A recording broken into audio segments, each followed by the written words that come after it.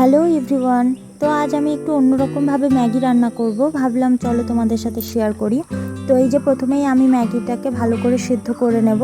আর আমি এখানে সবজি হিসেবে আলু, পটল, পেঁয়াজ এগুলোই ব্যবহার করছি। তোমরা চাইলে এখানে ক্যাপসিকাম, তারপর বিনস, গাজর এগুলো ব্যবহার করতে পারো। আমার কাছে ছিল না, তাই আমি করিনি।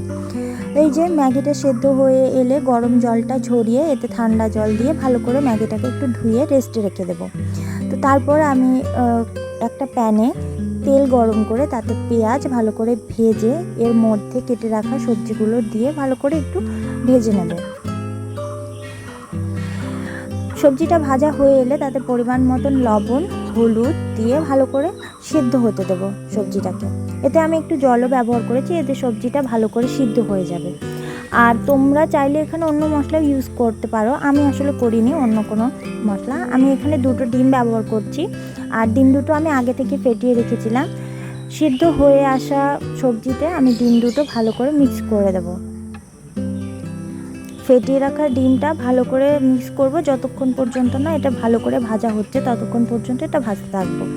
তারপর রেস্টে রাখা সেই ম্যাগিটা, সেদ্ধ ম্যাগিটা এই সবজিটার সাথে সুন্দর করে মিক্স করে নেব। তারপরে ম্যাগির সাথে যে মশলাটা থাকে সেই মশলাটাই আমি শুধু এখানে ইউজ করছি। কেমন লাগলো ভিডিওটা জানিও।